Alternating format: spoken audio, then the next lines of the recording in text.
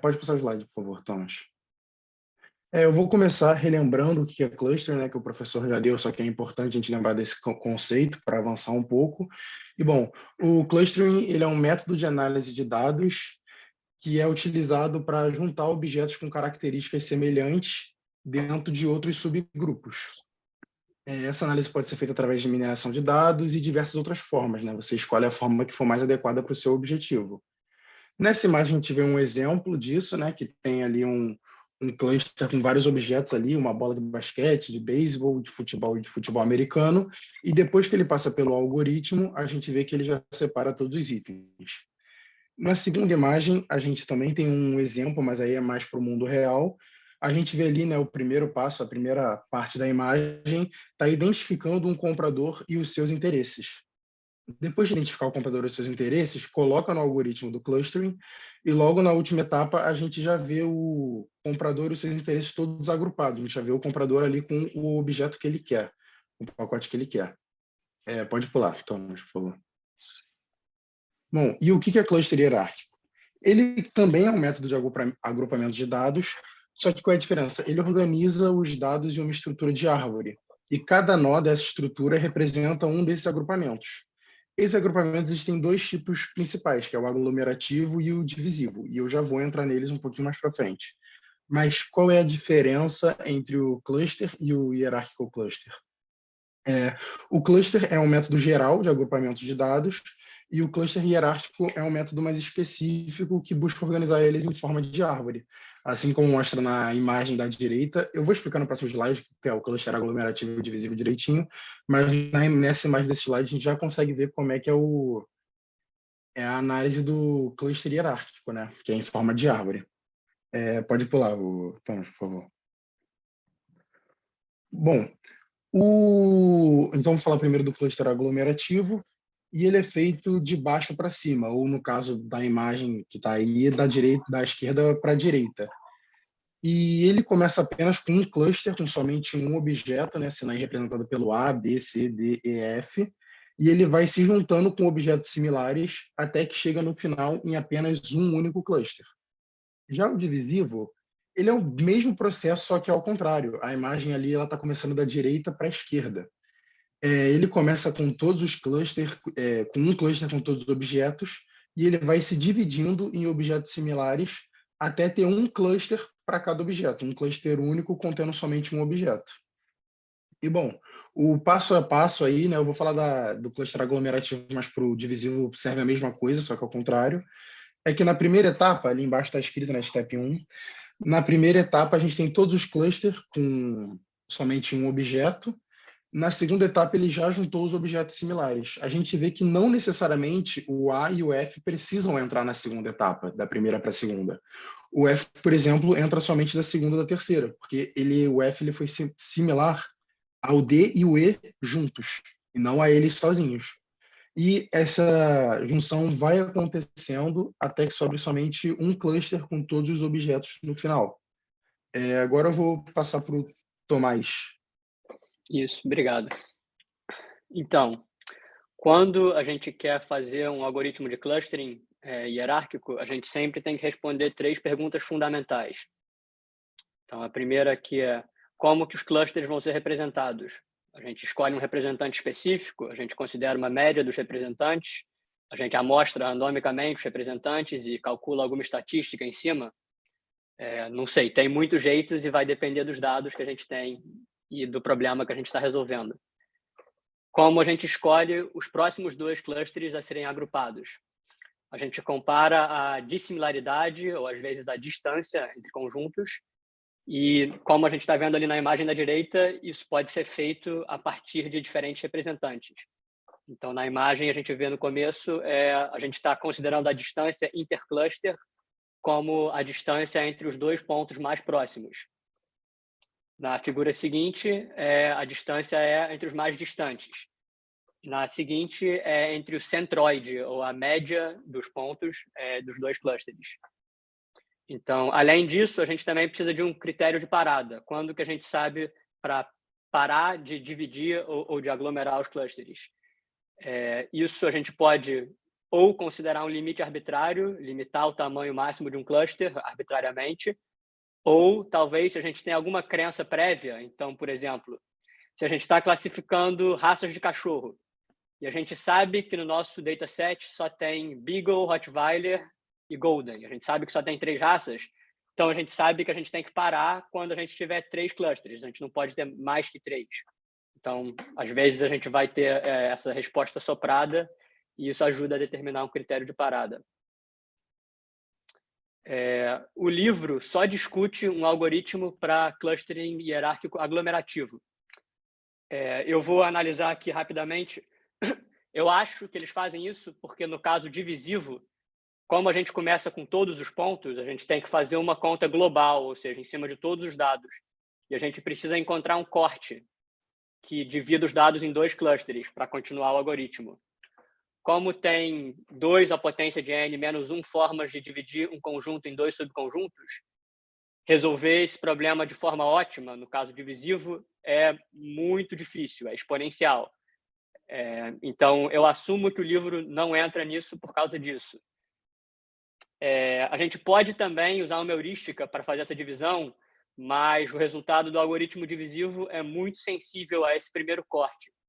Então, a gente quer tomar cuidado e quer usar o máximo de informação possível para fazer isso.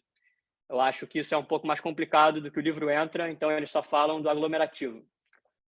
No caso do aglomerativo, como o Cauã falou, a gente vai começar com todos os pontos em um cluster próprio e repetidamente aglomerar eles. No jeito simples, a gente vai construir uma matriz de distância entre todos os pontos e vai continuamente olhar as 2 distâncias menores para agrupar os pontos. Uma vez que as 3 perguntas estão respondidas, que eu mostrei antes, a gente tem um jeito de calcular a distância entre 2 clusters, não somente 2 pontos. Então, toda vez que a gente atualiza a matriz de distância, a gente atualiza com essa distância nova. Esse algoritmo também não é ideal para conjuntos de dados muito grandes. No caso simples, ele é cúbico, mas se a gente usar uma fila de prioridade para organizar os nossos dados, ele é quadrado vezes log n. Então, a gente consegue usar isso em datasets grandes, mas não tipo, enormes. Assim. Isso ainda é um problema para esse tipo de algoritmo. No espaço euclidiano, a gente pode... Tudo que eu falei agora é mais para o espaço euclidiano. Depois eu vou falar do não euclidiano. Mas a gente pode considerar algumas variações das formulações de distância e similaridade. Então, para começar, a gente não necessariamente precisa usar a distância euclidiana. A gente pode usar a distância de Manhattan, a distância de Chebyshev, que estão mostradas aqui nessa figura. E a gente pode também considerar outras estatísticas dos clusters que podem ser mais robustas. Então, a gente pode considerar, pensar na ideia do diâmetro de um cluster. Então, para cada cluster, a gente considera os 2 pontos mais distantes. E quando a gente vai combinar 2 clusters, a gente procura a combinação que minimiza o diâmetro. Então, exatamente isso. A gente pode considerar também a distância média entre todos os pares de ponto e a gente pode considerar o raio de um cluster, ou seja, a distância máxima entre os pontos de um cluster. No espaço não euclidiano, é um pouco mais complicado, porque a gente não tem mais a noção de centroide. Não existe média. A distância agora é uma coisa que é definida entre pares de pontos, mas a gente não tem uma ideia do que pode estar entre 2 pontos. Então, no exemplo que o Cauã mostrou ali atrás, era o agrupamento de strings, o clustering de strings. Quando a gente calcula a distância, nesse caso, a gente pode considerar a edit distance entre 2 strings. Então, quantas mudanças eu preciso fazer, quantas remoções, edições e mudança de ordenamento de caracteres eu preciso fazer para chegar de um string para o outro. Se eu sei isso para 2 strings, isso não necessariamente quer dizer que eu sei a média, porque tem muitas outras palavras que podem satisfazer essa propriedade de estar entre a distância de edit de 2 strings. Então, por exemplo, nesse espaço de strings não existe uma ideia de média. Então, a gente tem que usar outras métricas de similaridade. A distância não é mais uma coisa. Como eu falei, a gente pode considerar o edit distance para strings. A distância do cosseno, no caso que a gente está num espaço de dimensão muito alta, como o professor falou algumas aulas atrás, a métrica de distância euclidiana quebra em altas dimensões, então a gente quer considerar o ângulo entre raios, é um jeito mais robusto de observar essa dissimilaridade, ou a distância de Jacquard, que é grosseiramente a gente olhar a probabilidade de um atributo aparecer dado outros atributos no dataset. Agora eu vou passar aqui a voz para o Enzo. Oi. Pode passar o slide. Aqui tem alguns exemplos de hierarchical clustering na prática, né? O que a gente consegue ver, principalmente realizado pelas grandes empresas, enfim, análise de consumidores, né? De vez em quando a gente vê, sempre que recomendam muitas coisas para a gente, né? Se a gente consome algum tipo de esporte, vai aparecer uma bola, uma bomba para encher a bola, e eles usam hierarchical clustering para isso também. Análise de redes sociais, basicamente a mesma coisa, só que com um padrão diferente, e ele vai seguindo.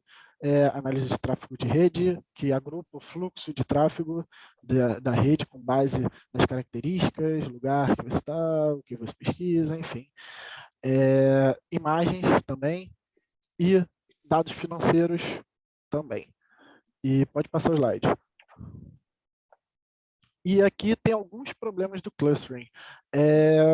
Basicamente, não tem uma definição única que a gente possa avaliar os clusters, né, a qualidade deles.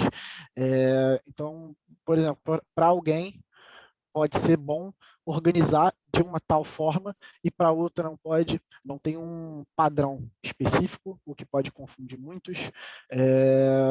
Também é comum a gente não saber quantos clusters existem nos dados e qual é mais relevante do que o outro. Ou seja, eu não sei se o vermelho na imagem é mais importante que o azul e assim por diante. A escolha da técnica também pode afetar diretamente os resultados. Então, se eu decido criar um cluster sobre alguma coisa, sobre um elemento A, eu não sei se esse elemento A poderia me gerar tudo que o elemento B, se eu tivesse feito o clustering, poderia me gerar.